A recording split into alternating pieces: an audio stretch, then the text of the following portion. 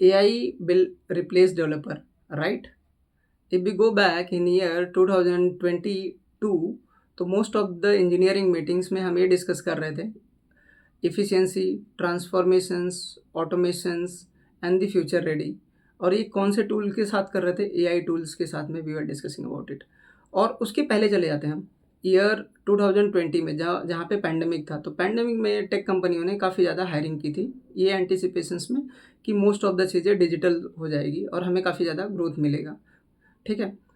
तो अब आता है ईयर 2022, वहाँ पे एक इवेंट होता है कि यूएस गवर्नमेंट जो है उन्होंने क्या किया, फेड ने जो इंटरेस्ट रेट काफ़ी बढ़ा दिया। तो जब यूएस गवर्नमेंट ने इंटरेस्ट रेट बढ़ा दिया तो क्या हुआ कि जो कंपनियों को ग्रोथ के लिए जो पैसे चाहिए थे वो काफ़ी ज़्यादा महंगे हो गए।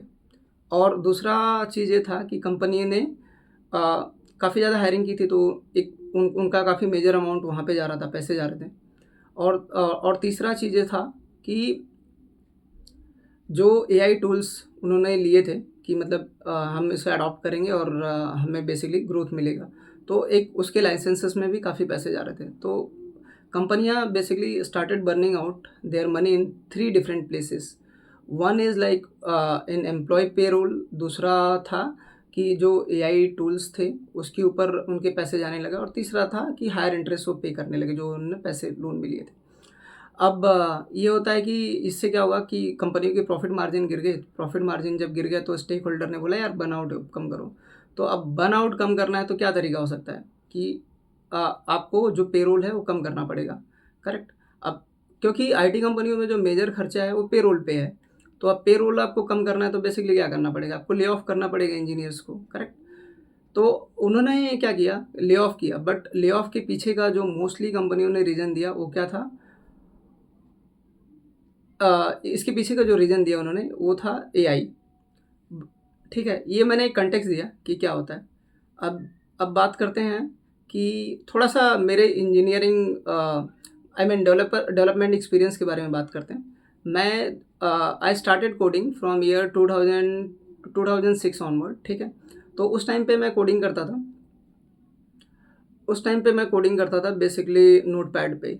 तो उस नोटपैड पे कोडिंग करने से हमें क्या समझ में आने लगा, कुछ चीज़ें समझ में आने लगी कि यार कोडिंग इंटरनली चलती कैसे है, मतलब जो फ्रेमवर्क्स है वो चलते किस तरीके से हैं। फिर आता है ईयर 2010, जहाँ पे बेसिकली हम स्टार्टेड वर्किंग विथ कॉर्पोरेट। तो वहाँ पे क्या मिलता है हमें, कुछ आई मीन स्मार्ट एडिटर्स मिलते हैं जो कि हमारे लिए इनिशियली काफ़ी महंगे थे, तो हम ले नहीं पा रहे थे कॉलेज टाइम पे। तो वहाँ पे काफ़ी चीज़ें हमारी काफ़ी सिंप्लीफाइड हो जाती है। ठीक है। अब उसके बाद में ईयर आता है 2012, जहाँ पे स्टैक ओवरफ्लो काफ़ी बूम करने लगा। तो हमें कोई भी इशू होती थी तो हम स्टैक ओवरफ्लो में जाके चीज़ें चेक कर लेते थे और वो चीज़ें फिक्स हो जाती थी। ऑल्दो इस टाइम फ्रेम में आप देखोगे तो पहले कोई चीज़ को फिक्स करने में हमें 1 दिन लगता था। फिर दूसरे जब हमारे पास में स्मार्ट एडिटर आया तो that started taking like half day. फिर उसके बाद में जब हमारे पास हमने स्टैक ओवरफ्लो यूज़ करना शुरू किया तो हमारे पास उसका जो टाइम रिड्यूस हुआ वो हो गया कपल ऑफ आवर्स। ठीक है। अब आती है अब बेसिकली अब आता है ईयर 2022, जहाँ पे चैट जीपीटी आती है चीज़ें। तो हमारे लिए क्या था, अब कोड जनरेट करना और भी सिंप्लीफाइड हो गया। जिस चीज़ के लिए हमें या जिस एरर को डिबग करने में हमें 2 घंटे लग रहे थे, अब उसके लिए हार्डली 2 मिनट्स लगना शुरू हो गया। ठीक है। अब उसके बाद में आता है ईयर 2024-25, जहाँ पे विंडसर्फ और कर्सर ने काफ़ी ज़्यादा बूम किया, या आप बोल सकते हो गिटहब को पायलट है, या mostly AI enabled editor I would say. तो वहाँ पे क्या हो गया, जहाँ पे आपको 2 मिनट लग रहा था वहाँ पे 1 मिनट में चीज़ें होने लगी। You just started कॉपिंग the error into the editors, और वो चीज़ें वो उसने बताने लगा कि ये यहाँ पे प्रॉब्लम है। ठीक है, वो चीज़ें आपने फिक्स करने लगे। अब ये क्या कर रहे हैं, ये क्या कर रहे हैं, कोड जनरेट कर दे रहे हैं। ठीक है। अब आप सुन रहे होंगे काफ़ी जगह पे कि जो अब ये कोड जनरेट कर रहे हैं। ठीक है। अब जैसे एग्जांपल के लिए, अब इससे क्या हुआ कि मैं एज अ डेवलपर मेरे पास में और काफ़ी ज़्यादा टाइम मिल गया। ठीक है, कि और कोई चीज़ पे मैं काम कर पाऊँ। और ज़्यादा किसी प्रोडक्ट पे काम कर पाऊँ या किसी और सर्विसेज पे काम कर पाऊँ या और कुछ चीज़ें सीख पाऊँ। तो मेरी प्रोडक्टिविटी क्या हुआ, indirectly I mean by using this tools मेरी प्रोडक्टिविटी काफ़ी ज़्यादा बढ़ गई। ठीक है। अब आप कहीं जगह पे सुन रहे होगे कि एआई एआई क्या करेगा, डेवलपर को रिप्लेस कर देगा।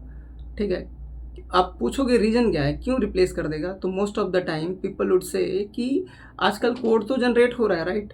तो आपको तो आराम से रिप्लेस हो जाएँगे। बट उनको ये नहीं पता है कि आईटी इंजीनियरिंग और computer engineering is not all about generating the code. Code generations क्या था, एक पार्ट हुआ करता था आईटी इंजीनियरिंग या कंप्यूटर इंजीनियरिंग का। देखो इंजीनियरिंग क्या होता है, it's all about innovations, right? कि इसमें हमें क्या बिल्ड करना है, क्यों बिल्ड करना है, किसके लिए बिल्ड करना है, और इसमें रिस्क फैक्टर क्या है, इसको इवैल्यूएट करते हैं। और इसके बाद में भी काफ़ी चीज़ें आती है, जैसे कोई चीज़ें हम बिल्ड करते हैं तो उसमें आउटेज आती है, तो उस आउटेज को समझना पड़ता है कि क्या चीज़ें हो सकती है।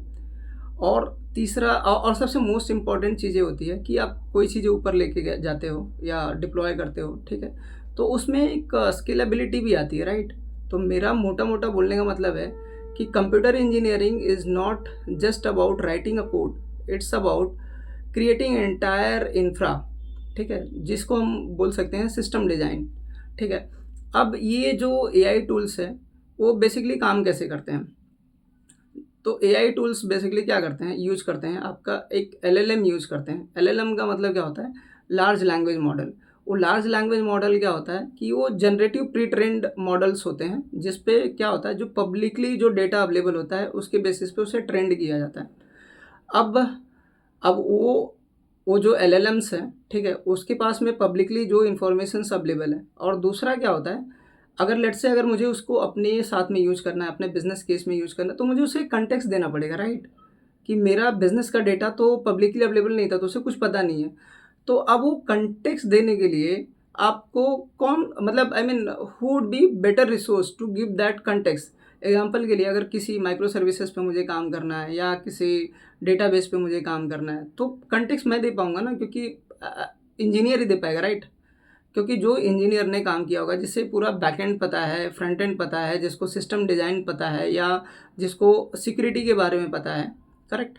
तो वही वो चीज़ें बता पाएगा, तो उसको कॉन्टेक्स्ट दे पाएगा। तो मेरा बोलने का मतलब है कि अगर आप सोचोगे कि engineering is just about writing a code, तो आप ईज़िली रिप्लेस हो जाओगे, ठीक है?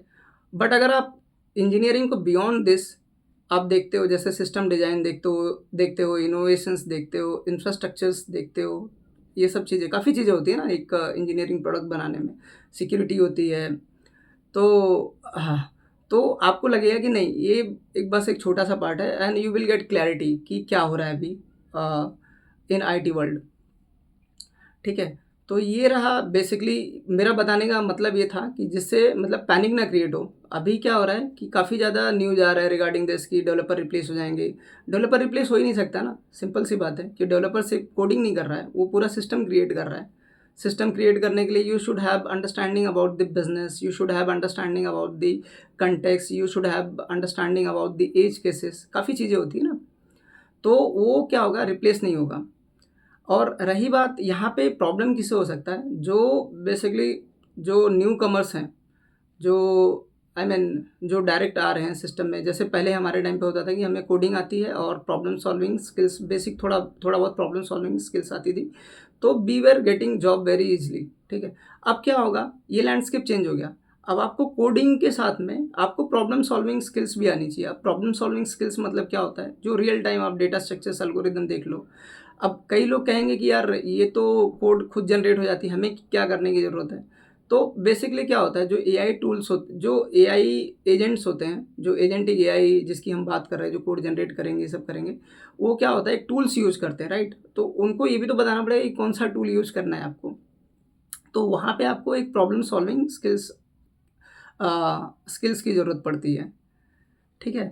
तो आई मीन बेसिक आइडिया ये था कि ये वीडियो बनाने का कि क्लैरिटी दे पाऊँ मैं लोगों को या स्टूडेंट्स को या जो भी कॉर्पोरेट में है बेसिकली।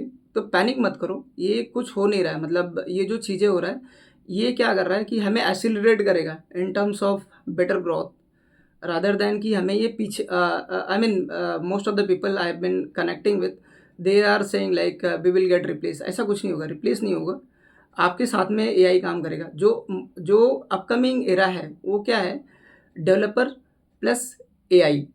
तो ऐसा नहीं होगा कि डेवलपर वैसेस एआई और ह्यूमन वैसेस एआई, ये होगा ह्यूमन प्लस एआई। अब एग्जांपल के लिए आप देखो ना, मतलब बहुत सारी कंपनियों ने जिनने ले ऑफ किया था, दे स्टार्टेड थिंकिंग अबाउट कि they started basically started hiring, right.